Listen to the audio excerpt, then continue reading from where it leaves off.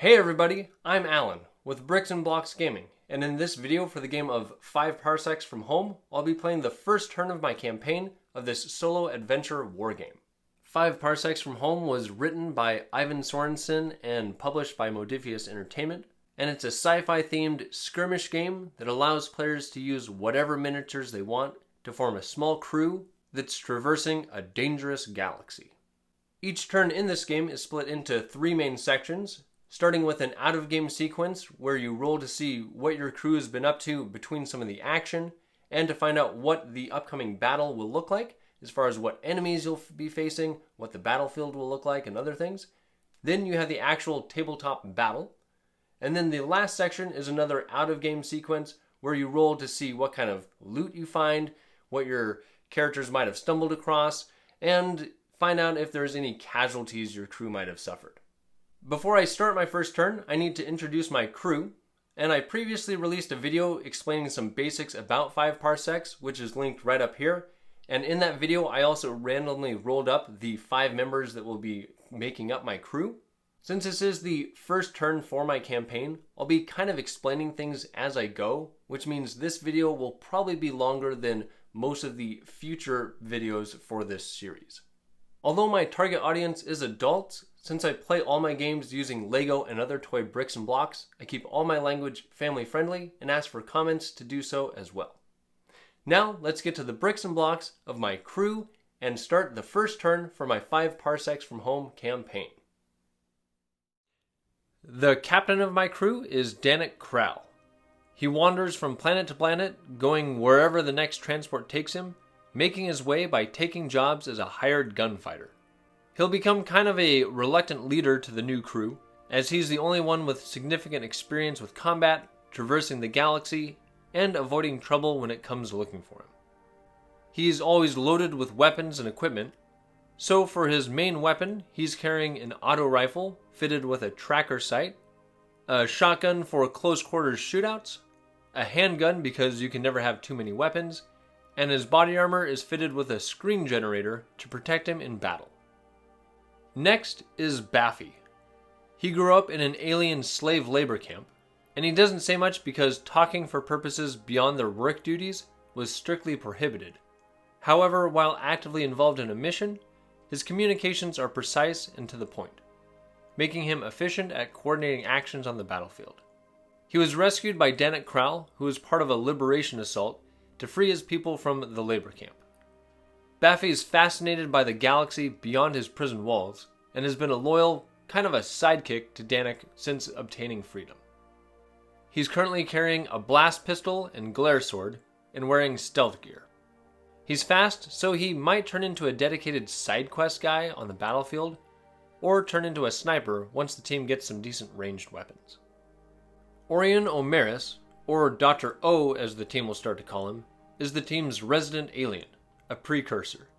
He's a very intelligent scientist who joined a large bioelectronics research company with nothing besides money as his goal. However, he's learned the project that's being developed at his research outpost is planned to be sold to a notorious crime syndicate, with the intentions to weaponize it. He's now stolen all the research data the company has gathered, and is fleeing the outpost with the stated intention to present it to the proper authorities. But we'll see if his own motivations for wealth get the better of him. As a scientist with knowledge of lasers, Orion Omeris has stolen a hand laser that's fitted with a shock attachment. Generally referred to just by his last name, Corporal Gibbs is a security agent at the remote mining colony where the research outpost is located. Although he works for the mine, he's currently assigned as a bodyguard to the scientists, and has gotten to know Dr. O over the year the outpost has been in operation. Gibbs overheard communications about the weaponizing of the research, and that the crime syndicate would be coming to take control of the mine to secure the weapons development. He informed Dr. O of those intentions, and with their mutual desire to keep the research out of the wrong hands, Gibbs set in motion a plan to help the doctor escape and keep the research data away from the wrong people at whatever the cost. He's equipped with standard issue weaponry for his security force, which is a shotgun and a brutal melee weapon. Lastly, Rhett Joran is a highly skilled pilot who, due to some poor spending habits, has found himself without a ship and stuck piloting supply transports to a research outpost on a desolate mining planet. He always has embellished stories to tell about himself that seem to get more outlandish every time he tells them.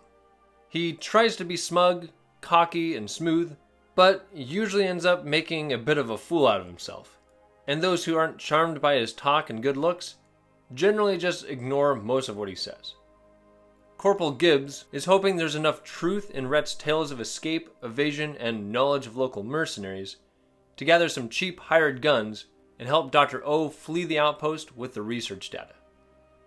Rhett has recruited Danik, Krall, and Baffy from the local starport, using nothing more than some compelling stories and promises for adventure and galactic travel. Being more of a lover than a fighter, Rhett currently carries just a scrap pistol. The crew's ship is a Transport Shuttle Class 5, or TS-5, which Rhett has been piloting to deliver supplies to the research outpost. The TS-5 is the most common transport ship on the planet, which makes it easy to blend in. But Rhett says he knows a guy that can modify it to connect to a detachable deep space living quarters and hyperdrive, which will allow them to travel around the galaxy, then dock their bulky attachment at a port, and use the main shuttle to travel around a planet. Rhett calls the ship Tess, as that's kind of what TS-5 looks like, but it's apparently also the name of a woman who broke his heart and left him with nothing. And as of now, this crew doesn't really have a name for themselves as they've just gathered together, but I'm sure Rhett will probably choose something for them that the others will just accept. Now that we've met the crew and have an overall idea of what they're trying to accomplish, there's a few other things we need to do to get things ready for a campaign. The book lays out a few steps of some options and other things that the players can look through. First thing to do is to select crew size. Now we've already done that in the character creation process, and we know we're playing with 5 characters. And all this really does in game terms is affects how many enemies will potentially be appearing. We roll a 1d6 for each battle to see how many enemies will appear. In the back of the book, there's kind of a pre-generated storyline to follow through. It's called the story track. We could use that, but I'm not going to be doing that. So instead, we're going to be choosing a victory condition. There's lots of different options to choose from to challenge the player, and I'm just going to go with the basic play 20 campaign turns. The game has a difficulty mode for players that want to challenge themselves even more. But to keep things simple, I'm just going to be playing on normal mode, so all the rules will basically be as written. And since I'm posting these videos on YouTube, I try to play as close to the rules as written as possible, so as not to confuse viewers. However, the book does include some leniency for players that want to use some house rules. I mentioned earlier that since I have a crew of 5, I roll 1d6 for determining how many enemies I'll be encountering. But to keep my battles a little more consistent and not to make them too easy, when I roll the d6, any results of 1s or 2s will be 3 enemies, and a result of 6 will be 5 enemies, which I know could potentially make things easier, but limiting the number of enemies that appear on the battlefield will help to keep the battles from getting too long. My other house rule comes from the Freelancer's Handbook supplement.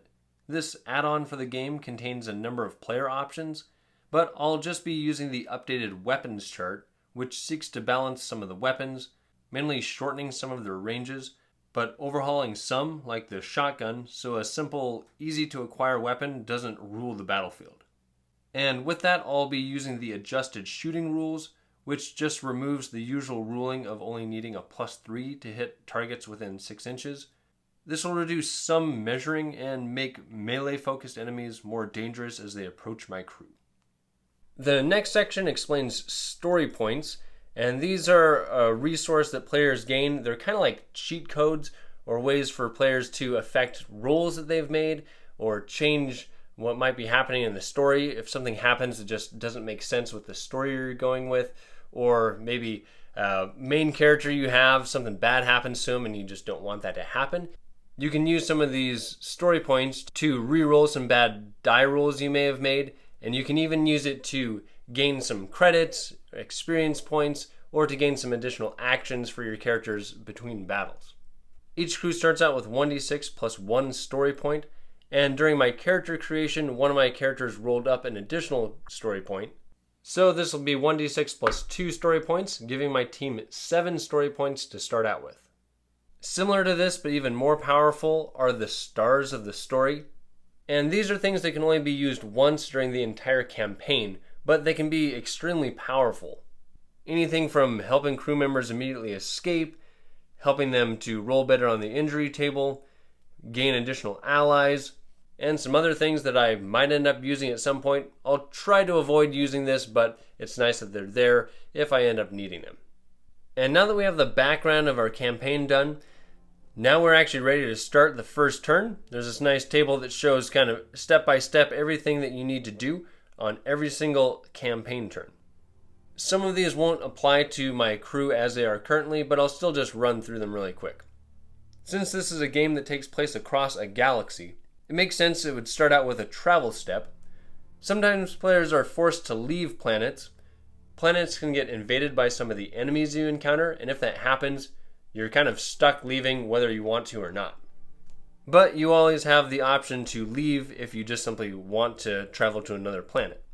And there are some fees involved with that I won't elaborate on now, but when I actually go to move to a new planet, we'll talk about it then. But there is some extensive tables showing different things that can happen to the crew as they're flying through space.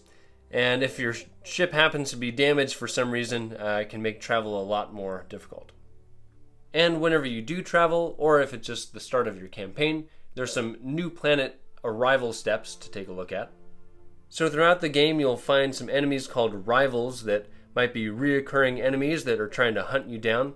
I lucked out in my character creation rolls and didn't get any rivals to start out with, so I can completely ignore this. Next, you can dismiss patrons, which I'll get into patrons more a little bit later, and check for licensing requirements. To take the nicer jobs that patrons offer, some planets require you to have a license, so I'm going to go ahead and roll to see if my starting planet requires a license. On a roll of a 5 or 6, they require a license, and unfortunately they do. And this planet costs 3 credits to purchase the license. However, I can attempt to forge a license by rolling 1d6 plus the savvy of the character on my team that has the highest savvy, and I need to get a 6+. So the highest savvy of anybody on my team is +2. However, I also found a fake ID when I was creating my characters, which gives me an additional +1 to this roll. So 1d6 plus 3 for a total of 9. And since that's at least 6, I've created a forged license. Had I rolled a natural 1, I would have received a new rival on this world. Next, we roll to see what sets this planet apart from some of the others. There's a large table with various traits that I can roll on to see some of the specifics about this world. There is an option for making this a wild planet and doing 2 rolls, but I'll do just 1 roll for this first time. On a D100, 48 means that this planet is well known for bot manufacturing. All bot upgrades are 1 credit cheaper. So figuring this into the story I'm creating with my mining colony, apparently whatever they're pulling out that they're using for a bioelectronic weapon can also be used for bots. Next, we need to pay for crew upkeep and ship repairs. I have to pay 1 credit if my crew has 4 to 6 members, which it does. So I started with 8 credits, that brings me down to 7. And next we need to take a look at our ship debt. We started out with 15 credits worth of debt on our ship, and then each turn we gain 1 credit worth of interest. And it's a good idea, just like in real life, to pay off your debt early so you don't keep getting pinged for interest payments. However, I'm kind of short on money, and my guys don't have the greatest weaponry, so I think I'm going to just let my debt climb up here a little bit while they try to get some money for some other equipment. If my ship was damaged, I can now pay for ship repairs, and if I had any members in my medical bay, I could help with their medical care. But we'll skip that for now and go on to assigning and resolving crew tasks. So this is a really cool part of the game where you get to kind of find out what your characters are doing between all the action. You get to send them out to do different things. They can try to find a patron to look for some good jobs. They can do some training to gain experience points. They can go trading, which is a roll on a trade table, and all sorts of various things can happen. You can find new items, you can lose items, you can get lost and other things. You can recruit more members into your crew. You can explore, and this is similar to the trading option where you end up rolling on a table to see what happens while you're out exploring. You can track to look for a rival. Sometimes it pays to take out your rivals before they come hunting you down. You can try to repair damaged items you might have, or you can send out a decoy so that you can prevent rivals from finding you. Now with your crew tasks, you can choose them one at a time. I'm just going to go ahead and choose all 5 of the tasks right now, kind of based on what is happening in my story.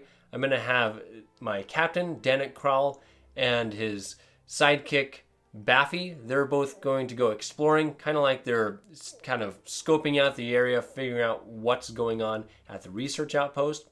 I'm going to have Dr. O and Gibbs both do trading, basically like they're kind of looking around the lab, trying to find items they could use to help them escape. And then for Rhett, the pilot, he's just going to train, kind of work on his skills. And so we'll start out with the exploring roll for Danik Kral. 62. Found a trainer, +2 experience points. So he must have found maybe some interesting information, something to kind of help him out and help him prepare for this battle. For Baffy, 78. Needs a little love. Roll on the gadget table, but the item is damaged and needs to be repaired before it can be used. If my character was an engineer, he'd gain a bonus. So I guess somewhere while they're staking things out, they find some random piece of equipment, and D100 on this table, 73. 73 is a med patch, which could come in handy if one of my allies falls in combat. And now we'll do the trade table for Dr. O. 16. Bits of scrap. You sell it to an interested party, earning 1 credit of profit in the process. So just some random trinket they were able to sell. And now for Gibbs, 13. An instruction book. A crew member of your choice can read it and earn 1 experience point. Single use. Well, since they're at a research outpost, I'll assume it's some sort of scientific journal or something. So we'll just say Gibbs found it and he's learned something interesting about more about what is happening there at this facility. And then Rhett just went training, so he also gains 1 experience point. Next, I need to determine job offers. Since I began the campaign with one from something one of my characters rolled up, that means I get to roll to figure out who this patron is and take a job from them. Rolling a d10, 7. A 7 is a wealthy individual, and now I need to determine if there's any danger pay. An 8. So that is 2 extra credits if I win the battle. Next, I need to see if there's a time frame to complete this mission. It won't really matter because I'm probably going to take this mission anyway. A 7. However, I can complete it either this turn or the next. The next section is to figure out benefits, hazards, and conditions. I'll just roll all 3 of these at once. For the benefits, a 3, hazards, a 3, and for conditions, a 7. So taking a look at this table for wealthy individuals, the 3, 3, and 7 do not meet any of the requirements for either benefits, hazards, or conditions. And I will point out that for each patron, the benefits always remain the same. So if I take a job from this wealthy individual again, there will be no benefits, but I will need to roll up the hazards and conditions again for that mission. Alright, so now I've gone through all of the between battle adventuring part of the campaign turn, and so now I'm ready to actually figure out what kind of battle I'm going to be headed into. So for this part, we need to determine the deployment conditions of the battle, figure out what the objective is, determine what kind of enemies are there, and then finally set up the battlefield. So for this part, I'll be rolling on a number of tables, and I've already determined that I'm going to be fighting a patron battle, so I'll be referring to the patron parts of these tables on these rolls. For the deployment condition, 59. So looking at this table, I look at the patron mission. 59 is a toxic environment. Whenever a combatant is stunned, roll 1d6 plus savvy, which is a 0 for enemies, and failure to roll a 4 plus means the figure has become a casualty. Now this is a really dangerous deployment condition, and will make the first battle a little more chaotic, so I'm actually going to use one of my story points to re-roll this, and the reroll gets us 21. And this actually works well for a first battle because a 21 for a patron mission is no condition. So that's how story points work to let you modify some of the results of the game. And next we're going to roll up a notable sight. These are things that might be on the battlefield to kind of give you some little side quests to do while you're fighting. 29. And that means there's going to be some documentation on the board. It'll be placed 2d6 plus 2 inches from the center of the table. And if I happen to get one of my crew members to that, I will gain a quest rumor. And now I'll roll to determine the actual objective for this battle. A 2. And this is actually fitting. A 2 is a move through objective. With this, I'm basically trying to get from one side of the board to the other, which works well because I'm trying to get my team out of this research outpost. I just have to get 2 of my crew members from one side of the table to the other, or defeat all of the enemies on the board with at least 2 of my crew members remaining standing. And now to roll up the actual enemies I'll be facing. So for the category for a patron mission, these are criminal elements. Enemies in this category can potentially give me some extra cash if I win the battle, but are more likely to become rivals that I'll have to face again in the future. So there's some additional rolls I'll have to make after the game for this. Now to see what kind of criminal element this is, 60. Alright, so that's pirates, some spacefaring looters who descend on colonies to raid, pillage, and enslave. They've got fairly weak stats. There's going to be 2 extra of these. They panic easily, which means they might be running away from the battle if they start losing some of their forces. They're fast with a movement of 5. They've got no bonuses to their combat, and they've got an average toughness of 4. It also tells me they have an aggressive AI tendency, which I'll explain in the battle, and the last box of 2A tells me where to roll for their weaponry. But before I do that, I want to figure out how many enemies I'll be facing. I mentioned earlier that I'll be rolling a 1d6, and 1s, 2s, and 3s all equal 3, 4 equals 4, and 5 and 6 equals 5. And I rolled a 3. So that is 3. However, the pirates do add 2 to their numbers, so I'll be facing off against 5 total pirates. Now, depending on how many enemies are encountered, some of them might be specialists or lieutenants. And to determine that, if I've got 3 to 6 enemies, there will be 1 specialist who will have some extra equipment.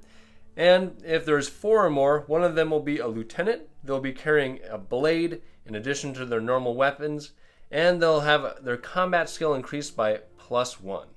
And there's also a chance that there's a unique individual with this team. I roll a 2d6, and on a 9 or higher, there will be. And I got a 9.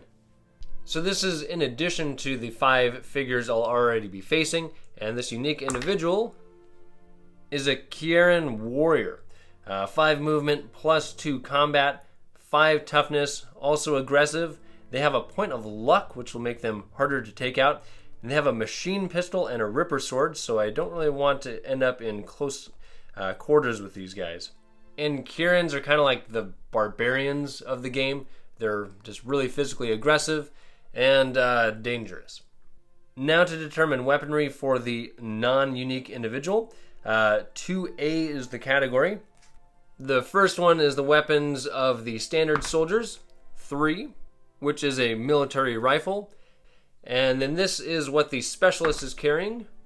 And that is a hand flamer, so a little portable flamethrower. And for story purposes, as far as why the crew is getting attacked by pirates, I guess I'll say that this group is hired by the crime syndicate that's having the outpost do this research on weapons. And so they're on to the fact that a group is leaving the facility with some data. And so they're out there trying to stop them. And we'll see if my team is able to escape them or if they get caught and lose all the data that they're trying to escape with. Alright, so the only thing left before I start my battle is to set up my battlefield, and the book gives a good explanation of how to do that. I will be kind of personalizing this as to just what I have as far as terrain and what I think fits well with the story. And then it also lets me know with the enemy's AI as far as how they tend to set up on the battlefield and move about the battlefield. And so I'll get my board set up and we'll play the battle.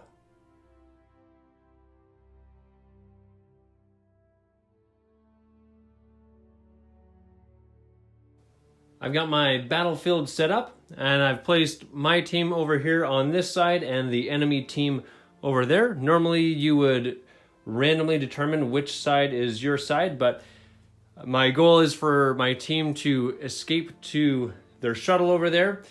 And so I set up the battlefield first and just want them to be running across this way.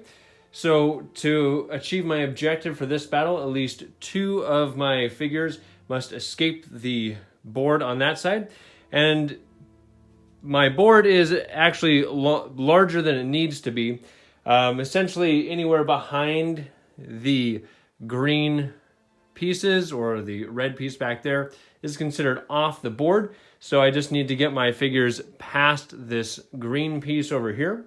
However, if my team is able to take out the entire group of enemy forces there, then they will win as well.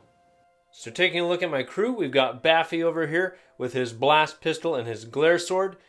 Dr. O over here with his hand laser with the shock attachment hooked to it. In front of him is his bodyguard Gibbs with his brutal melee weapon and shotgun. Also wielding a shotgun and a handgun is the captain, Danik Krall. And then in the back is Rhett, the pilot, and he's currently carrying Danik's auto rifle that has the tracker sight hooked up. Originally I was going to have him guarding the ship, but because of the setup for this battle, he's run away from the ship to tell everybody that there's a group of pirates that are looking for him. And taking a look at the pirates, back here they have their unique individual, the Kirin warrior carrying a ripper sword and a machine pistol. In front of him is the lieutenant carrying a blade and a military rifle, and then they've got their other pirates, one back here with a military rifle, their specialist with the hand flamer, and then 2 more regular pirates carrying military rifles back there. And before the battle I rolled that there would be a notable sight, and it would be documentation, but instead I'm saying that it's some of the ore that they're mining. It's some added proof of what's going on here at the mine. And that is going to be placed 2d6 plus 2 inches in a random direction from the center of the table, which is 8 inches that direction. So 8 inches from the center of the table. We'll put this right over here so they can hopefully pick that up while they're on their way escaping to their ship in the corner there. And next I get to roll to see if I can seize the initiative. This will let me do some minor actions before the battle starts. I get to roll 2d6 and add my highest savvy score, plus I get to add an additional +1 because I have a scanner bot. 2d6 plus 3 gets me a total of 9, and I need to roll a 10 or more to gain these extra bonuses, so I don't get that, and we'll go ahead and start with the first round. To start out each round, you make a reaction roll where you roll a number of d6s equal to the number of characters on your team, and then you get to assign them to your crew members to determine when they get to act during the round. So I roll 5 of these, and the way it works is you compare these to the reaction stats of each of the characters, and if one of these numbers is equal to or lower than one of their reaction stats, it can be assigned to them. Gibbs is my only character with a reaction higher than 1, so I'll assign him with a 2. Nobody else gets something that's within their reaction range. So Gibbs will act in the first quick phase, while everyone else will react in the slow phase. Alright, so as the team is trying to run out of this research facility here, Gibbs is going to take point, and he is going to move 4 inches and then dash another 2 inches, 6 inches right up here. Unfortunately, only one of my figures has a decent ranged weapon. Everybody else can only shoot less than 10 inches. And that's all I can do for the quick phase, so over to the enemies. Moving over to the enemy phase, since they are aggressive, they will try to advance on any figures they can see, taking half moves and trying to stay into cover so they can find a good shot. And if they can't see anybody, they will just try to move within 12 inches. And they will try to get into brawls if they have a higher combat skill than their opponents. Alright, so these pirates are going to start advancing. They'll start with having this one with the hand flamer. He will move and dash 7 inches, trying to get up closer to the enemy. And then this one here, he is going to move and dash next to him into some cover. Behind him, they'll have their lieutenant, who also can't see anybody, run up behind them. And then their unique individual, their Kieran, he could run over there. He's kind of out in the open, so I know this isn't a full move, but he's just going to move right to there behind some cover. And now for these two, they can actually see some of my guys through this center feature. There's actually some holes right through here. So this pirate right here in the helmet can see the captain, Danik Krull, right there. So he will fire his military rifle. That's in cover with +0 combat skill, so he needs a 6, which he misses. And in this game, if you choose to shoot first, you do not get a second action, so he will stay there. And then there's another one of the pirates that's over there. So he's way back here, and he can see Baffy over here. So he is going to fire with cover, needing a 6, and he also misses. Now to my slow phase. They'll start out with having Baffy run and dash over towards this rock outcropping. He can go a total of 7 inches. He won't take the full movement. And then Dr. O, he is going to do that as well. 7 inches right over to here. Next, we're going to have the captain, Danik Krull. He is going to move and dash 6 inches around over here. He really wants to shoot somebody, but he needs to get within 8 inches of somebody to shoot him. And then their pilot, he is going to run right up here. And from there, he can see down through here past his teammate.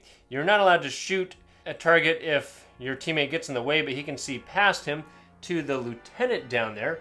So he is going to go ahead and fire his auto rifle. He's got 2 shots. He'll fire them one at a time. I'll say he's got cover. He's kind of behind one of his teammates, so this needs a 6+ with a +0. And that misses. Second shot, 6+, misses. So not much happened here on the first round. Just some missed shots and figures kind of moving up the board. And we'll see what happens here for round 2 with the reaction rules. And I got even worse reaction rules that time. Nobody's acting in the quick phase of this turn. Since there's no quick phase, we'll jump right to the enemies. They're going to start out with having their lieutenant kind of run around back here.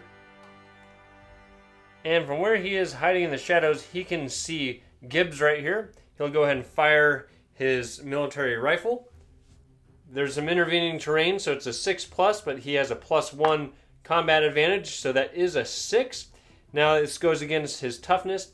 Gibbs has a toughness of 5, so he needs to get below that to be safe. And he rolled a 5. I really don't want to lose anybody right now, so I'm going to use a story point to re-roll that. And I got a 4, so his toughness defends that. However, he is pushed back an inch and has a stun marker, which I'll mark with a red die. And then continuing to move these guys, they're going to have their specialist with their hand flamer move up over here. He has to get within 8 inches to use that. And then this pirate here is going to move into this cave area. 5 inches to right there, and he's going to fire at Gibbs, needing a 6+, and he misses. And then back here, this pirate here is going to advance up just a little bit, and he actually has a clear shot now through there at Gibbs.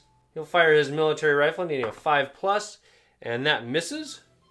And then over here, this pirate will run right over here behind this cover, and he can shoot at Danik Kral. And that is a wide open shot, so a 5+. That hits. His toughness is 3. So that gets past his toughness. He does have armor. He has a +5 saving throw with his screen generator, so he needs a 5 or higher, and he gets a 5. So he blocks that. He does, however, still get hit, so he gets pushed back an inch and takes a stun. And lastly, their Kieran is going to run up here and take cover behind this rock. Now to the slow phase. I'm going to start with having Rhett right down here fire his auto rifle at that specialist down there. Apparently he was so focused on trying to get to these guys, he didn't realize this guy's got him in his sights. That is a wide open shot. First shot at 5+. That hits. Pirates have a toughness of 4, and that is above his toughness, so they take out the specialist. That is good news. And usually when I play, I leave the figures laying on the ground dead.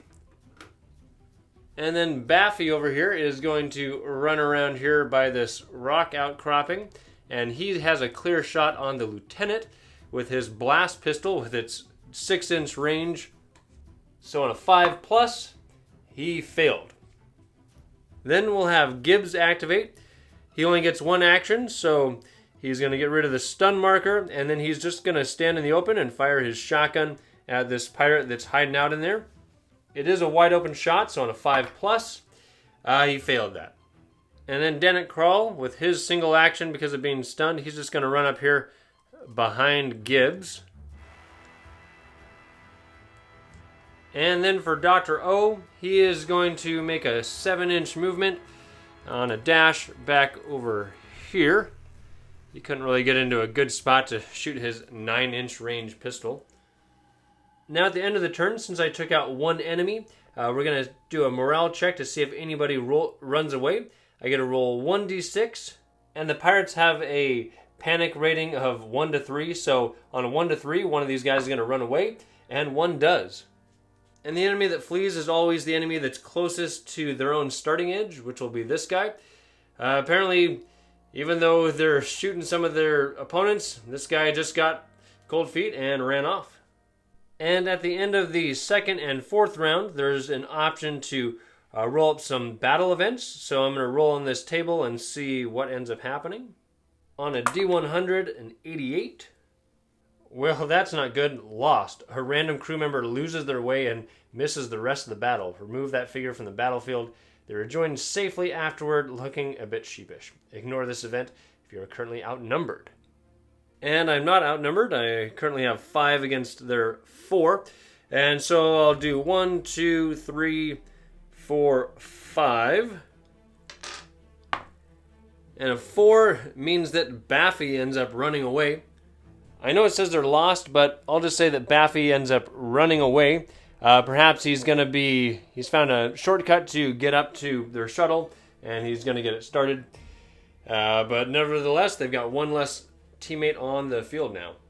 And now I'll do reaction rolls for round 3. Since I only have 4 figures on the board, I only get to roll 4. And I did get some 1s there. So for round 3, I'm going to give those 1s that I rolled for reactions to Danik Kral and to Gibbs right over here. And I'll start with having Danik Kral run right up over here. And he's going to fire his shotgun. Sorry that most of this action is happening inside this dark cave, but he'll fire at that pirate. This is a wide open shot, and Danik has a +1, so he needs a 4, which he gets. And then against the toughness of 4, it beats the toughness. However, he does get stunned, and he'll just get pushed back an inch to right there. And then Gibbs is going to move right up here. And he will also fire at that same pirate. Wide open, 5+, and he misses. And for the enemy's turn, I'm just going to pull this off here for a minute.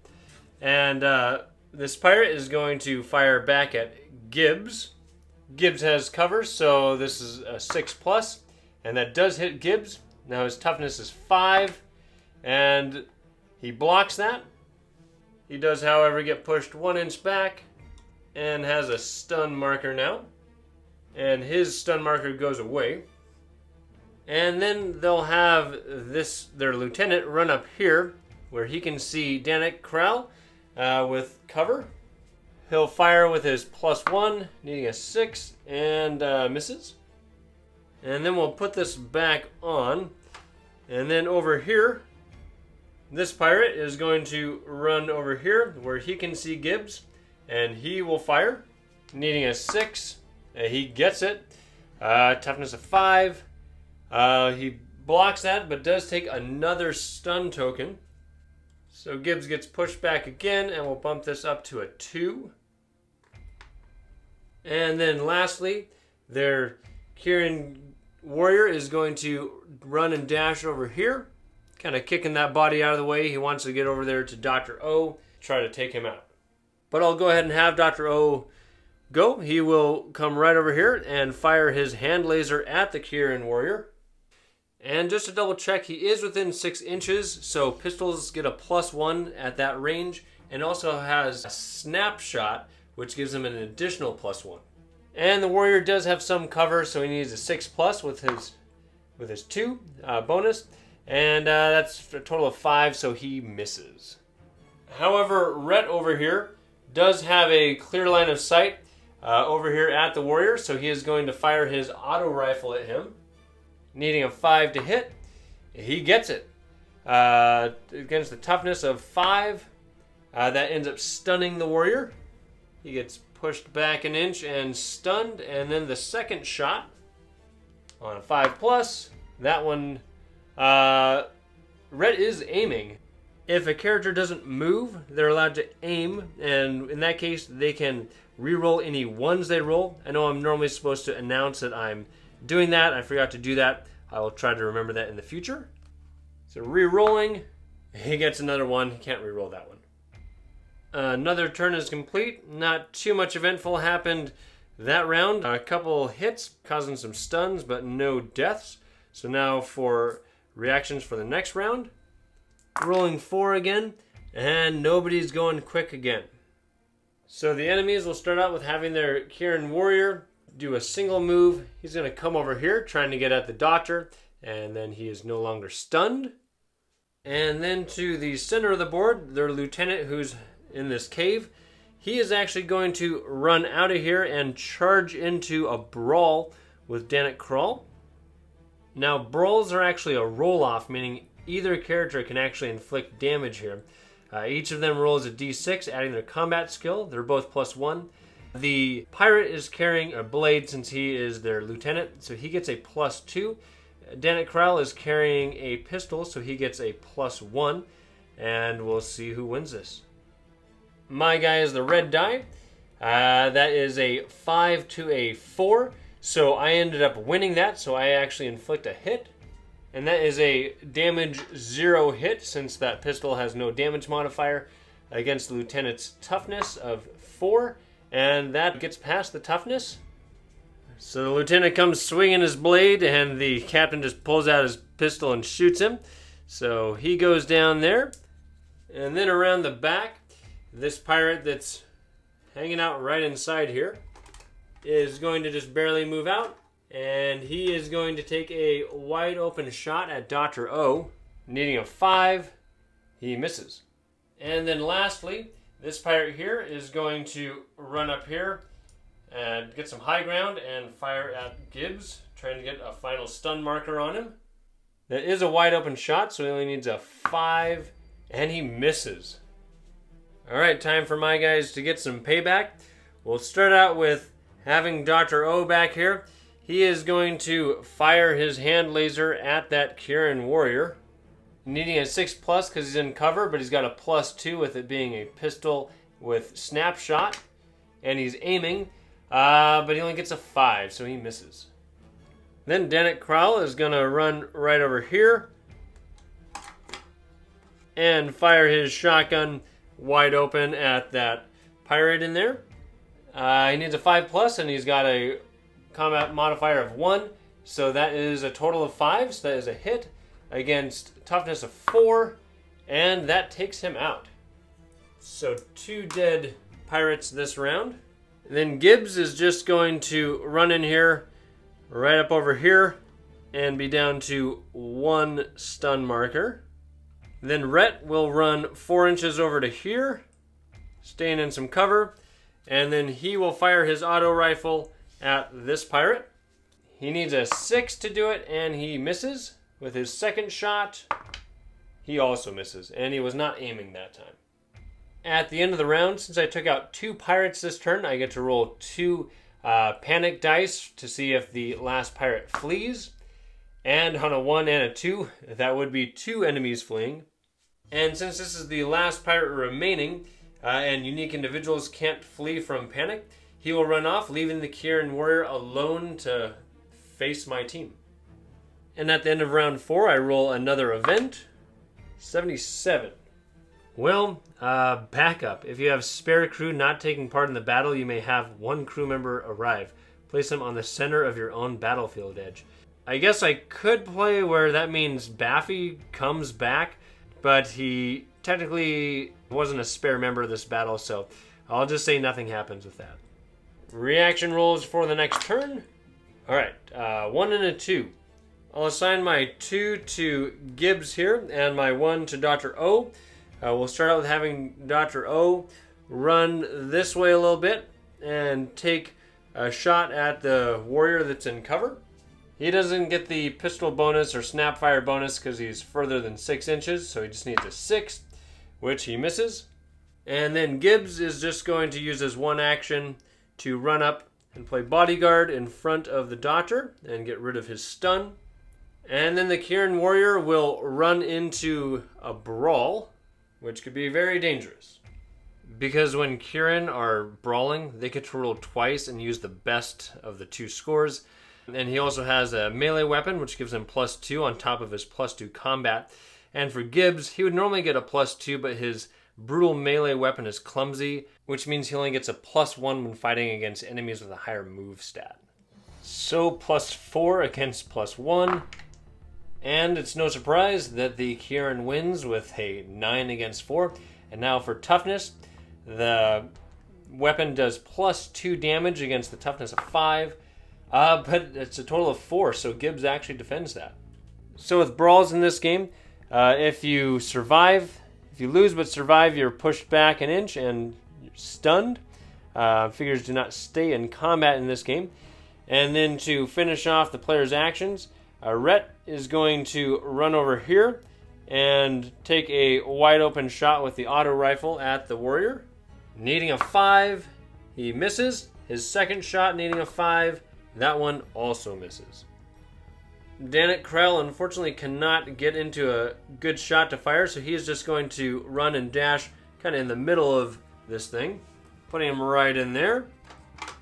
And for reaction rolls for the next turn, only Gibbs can make use of it. So Gibbs will start out by pulling out his shotgun and firing close range at the warrior, needing a 5, and he fails. That does get rid of his stun, but then the Kieran warrior is going to run into another brawl. Same thing as last time, +4 against +1. And with this, the Kieran gets a total of 9 against just 7 for Gibbs. However, in this game, if either character scores a natural 6, they end up inflicting a hit on their opponent. And this hit is in addition to any other hit that may have been inflicted. So they'll both inflict hits to each other. And for the toughness rolls, against Gibbs, he's got 5 toughness, but Ripper Sword has +2 damage. And so he is taken down. And then for the Kieran, he also has 5 toughness, and it's +2 damage for the brutal melee weapon. So that's 6, so he takes a hit as well. So unfortunately that does take Gibbs out of the battle. But for the Kieran warrior, they have luck. And what that does is when they would normally be taken out, they can use their point of luck to instead move 1d6 inches in a random direction, and they aren't hit, they aren't stunned or anything. So he is going to move 4 inches this direction back towards Gibbs. So 4 inches is going to put him kind of right over here by Gibbs' fallen body. So apparently as Gibbs swung his axe, the Kieran kind of ducked underneath it and sliced him across his midsection and ended up right over here, kind of next to Dr. O. And moving to the slow phase, Rhett is hoping that the Kieran is distracted by what he's doing over there, and he's going to take a shot with his auto rifle at the warrior. First shot needing a 5, misses, and second shot also needing a 5, he finally hit. Toughness of 5. Oh, and that hits. And since the Kieran doesn't have any luck points remaining, that means Rhett has taken down the Kieran warrior and cleared the battlefield of all the enemies. So even though they didn't make it across the battlefield, since they wiped out all of the enemies, they have succeeded in this mission. Their lost companion, Baffy, will return to them. Apparently he made it to the ship over there and has got the engines fired up for the team to escape. There was the ore that was located on the battlefield that the team was trying to acquire. They didn't get to it. The rules don't really say what happens there, so I assume that they do not get to automatically collect it. So we'll just leave that there and call this a win for the team.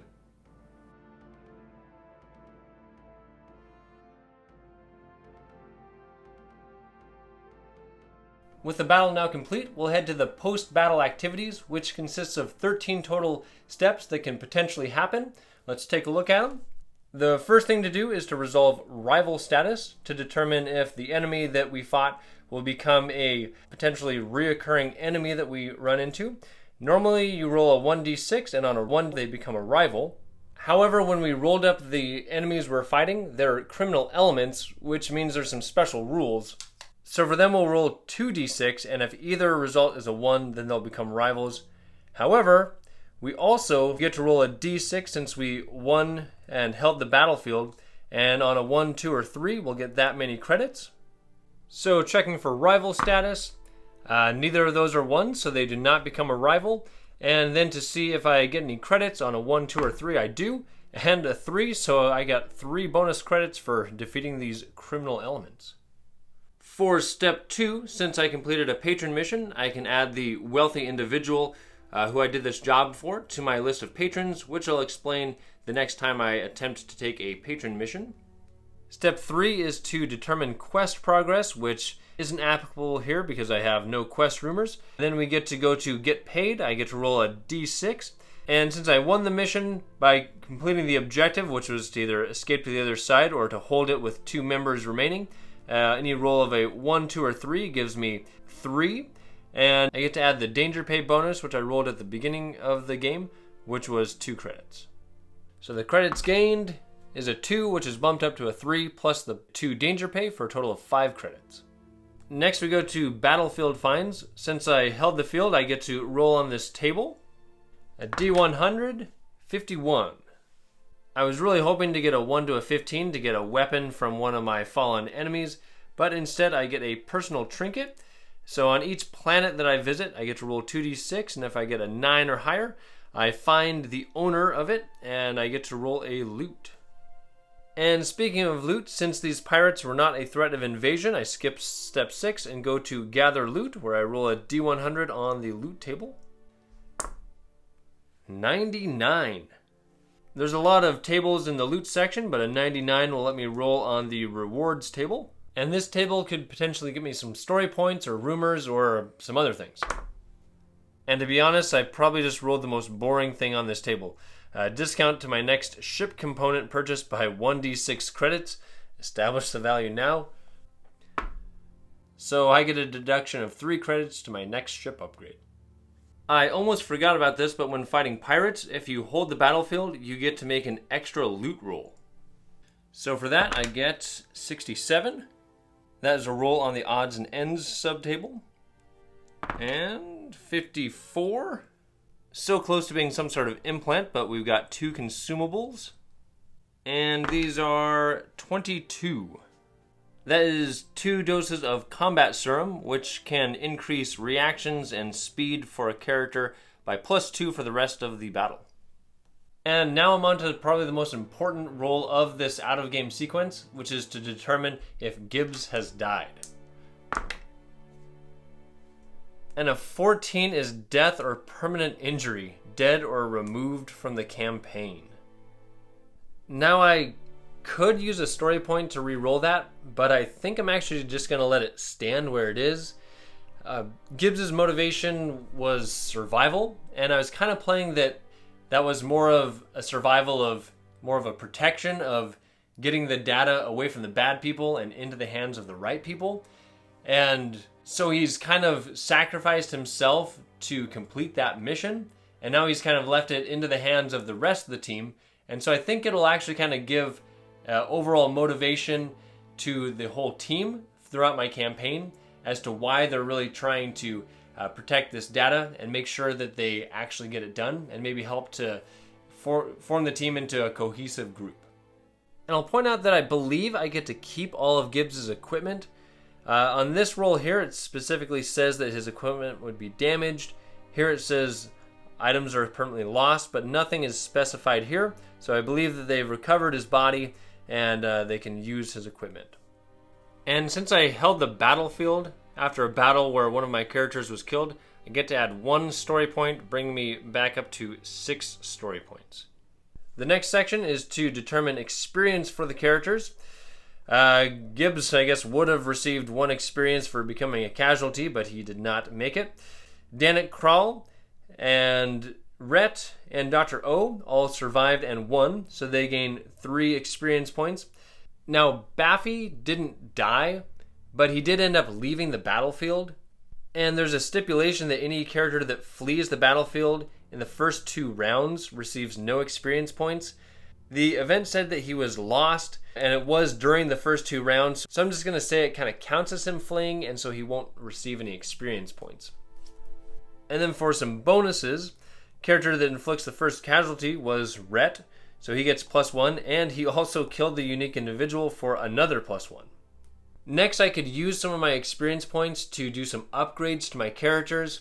However, at this stage, I'm just going to hold everybody's experience points. Rhett could use some of his points to maybe gain a speed or a savvy, but I want to save up for some reaction and combat skill increases. The 10th section for the post-battle sequence is to do some advanced training, but my guys did not have enough money to do that, so we'll skip that for now. And then the next step is to purchase items. I can spend 3 credits to get a roll on the military weapons table, gear table, or gadget table. My team really needs some better weapons. I can also purchase some basic weapons for 1 credit each, which I might end up doing, maybe getting some colony rifles if I don't get anything good on the 1 military weapon roll I'm about to make. D100, 80. And that result gets me a rattle gun, which is probably one of the best weapons in the game. This weapon is the same in both the core book and in the modified weapons table that I'm using. It's got a range of 24. It has 3 shots with 0 damage, but it is heavy, which means that if the figure moves, they get a -1 to their shots that turn. And even though that did give me a really nice long-ranged weapon, I'm still going to go ahead and purchase 2 colony rifles for 1 credit each. I can always sell these later for what I bought them for. And then I get to make 1 roll on the campaign event table. D100, 70. Well, that's not good. During routine maintenance, the gravitational adjuster got knocked out of alignment. Your ship suffers 1d6 points of hull damage, which makes space travel very dangerous until it's fixed. And I guess this kind of works out story-wise, as I'd kind of had in mind that this shuttle they have, which is a modified shuttle, they'd have to get an attachment for it to actually go into hyperspace. And so I guess some part of it, they're going to have to do some repairs to actually get the parts attached. So let's see how many points of hull damage they have. 6, of course. And now I get to roll a character event, first to determine which character it is. 1 is Danik Krull, 2 is Dr. O, 3 is Baffy, and 4 is Rhett. And it goes to Rhett. Rolling a D100. 100. Well, I guess that's kind of fitting for Rhett after his amazing battle performance. Next campaign turn, the character may perform an additional action, even if they're in sickbay. So that is the last section of the post-game sequence. Be sure to let me know in the comments your thoughts about this video, and be sure to like and subscribe so you won't miss battle number 2 as Danik Krull and his team continue their quest to get this data into the right hands. I'm Alan with Bricks and Blocks Gaming. Thanks for watching and play well.